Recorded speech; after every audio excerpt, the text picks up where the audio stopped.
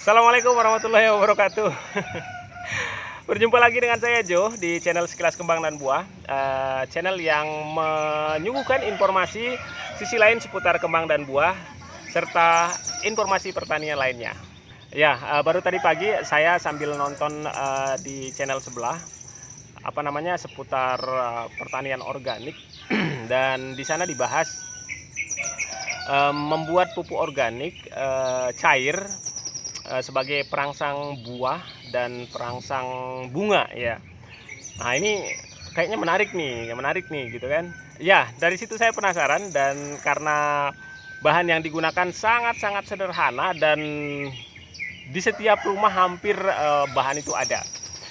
Kebetulan di belakang rumah ini banyak juga.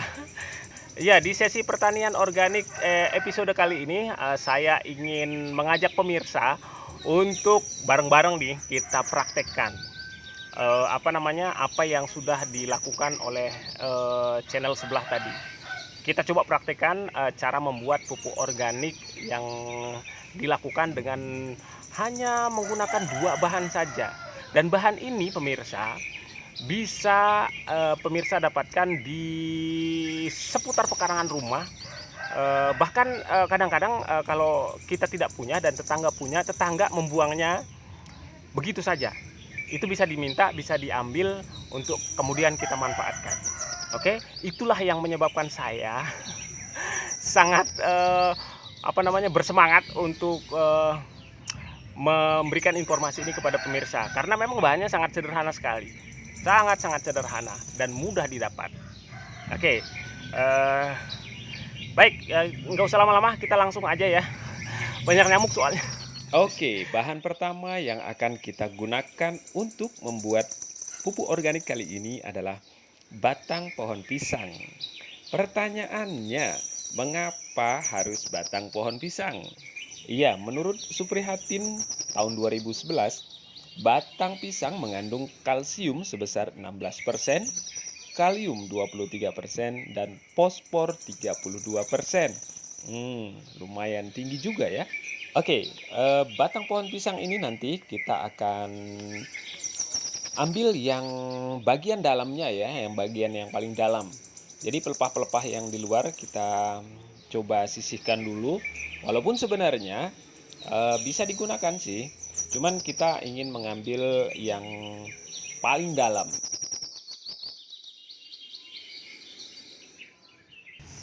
Ini dia hasilnya. Ini dia bagian dalamnya nih. Ya, kalau Anda pernah berkunjung ke Lombok ya, NTB, kampung halaman saya. Ini biasanya digunakan untuk bikin sayur khas orang Sasak. Namanya ares. Rasanya mantap, luar biasa. Ya, biasanya sayur itu akan Anda temukan di acara-acara resepsi, kemudian acara-acara besar orang Sasak Lombok.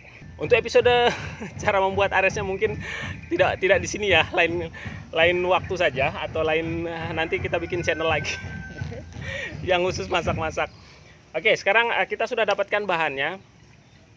Kita bawa ke depan dulu untuk kemudian kita olah menjadi pupuknya.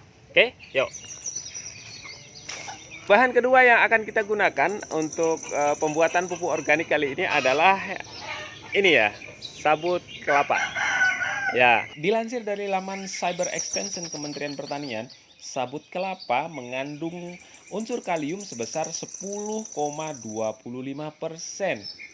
Sehingga direkomendasikan sebagai bahan baku untuk pembuatan pupuk organik pengganti KCl.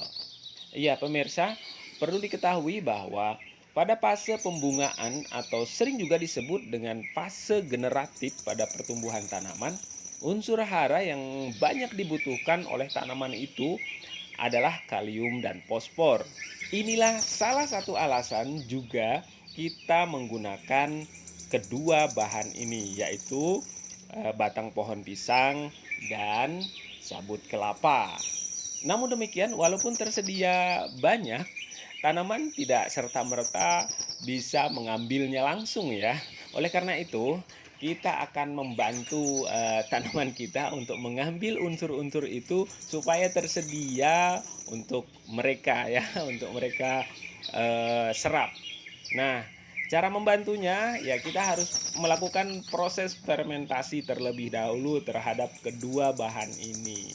Dan proses inilah yang akan kita praktekkan kali ini.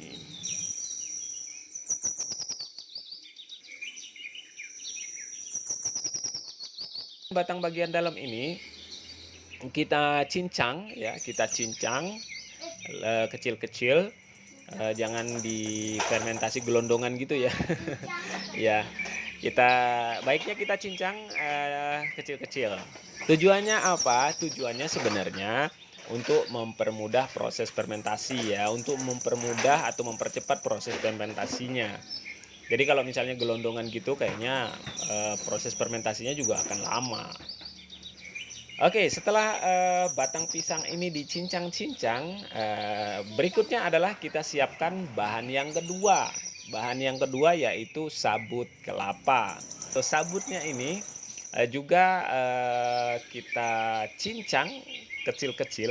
Kebetulan ini saya dapat sabutnya atau kambutnya ini masih agak muda, bukan agak muda ya, belum terlalu kering. Tidak masalah sih sebenarnya kalau ada yang kering juga enggak apa-apa bahannya, kemudian yang basah juga kalau kita dapat yang basah enggak masalah.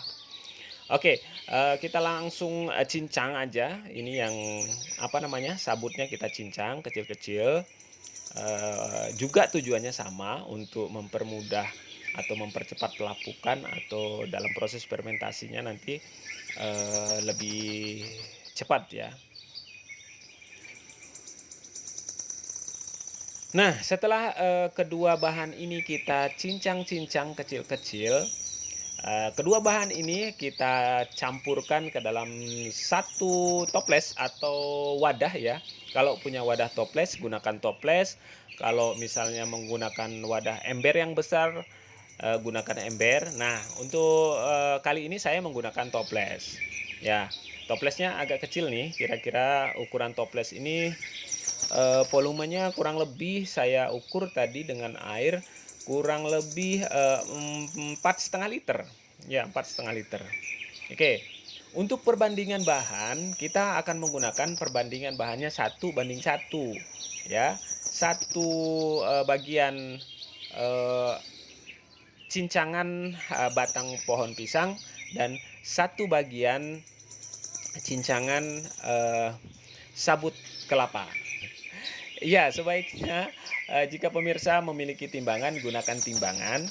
Tapi karena saya tidak punya timbangan dan dulu saat belajar di SPMA ya, Sekolah Pertanian, biasanya kami sudah diajarkan untuk mengira-ngira nih, untuk mengira-ngira satu genggaman tangan itu berapa gram gitu kan. Nah, jadi saya akan coba menggunakan ilmu itu lagi.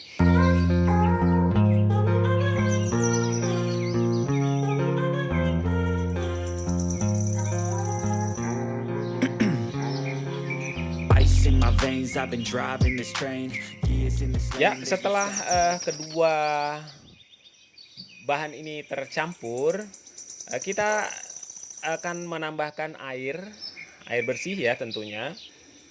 Air bersih yang bukan dari air pump ya, karena air pump itu sudah ada campuran seperti kaporitnya ya. Jadi usahakan air yang digunakan air yang tidak tercampur bahan lain ya.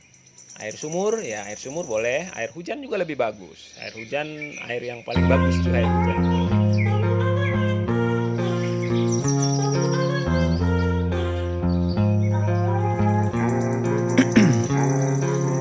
Ice in my veins, I've been driving this train.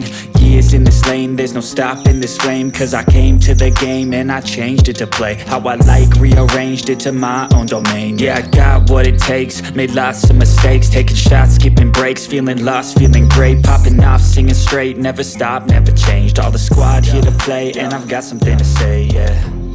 I work hard each and every day, I get lost in the words I say, I don't push pause, no I push play. Mungkin nanti akan ada pertanyaan lagi, Sebenarnya berapa lama sih proses fermentasi harus dilakukan dan yang paling efektif? Nah, ada yang bilang 6 sampai 7 hari, ada yang bilang 2 minggu, ada yang bilang 1 bulan. Nah, ini macam-macam ya. Nah, khusus untuk fermentasi batang pisang yang dilakukan penelitian oleh Mira Wardatisari dan Siti Alfianita, jurusan Teknik Kimia Politeknik TEDC Bandung, terhadap batang pisang, yang paling efektif adalah unsur-unsur nitrogen, kalium, dan fosfor itu didapati paling tinggi pada lama fermentasi 6 dan 12 hari. Jadi kita ambil rentang waktu 6 sampai 12 hari saja ya. Oke. Iya, itulah sekilas informasi cara membuat pupuk organik berbahan baku batang pisang dan sabut kelapa. Mudah-mudahan informasi ini bermanfaat, tetap berkah dan menjadi buah yang baik. Wassalamualaikum warahmatullahi wabarakatuh.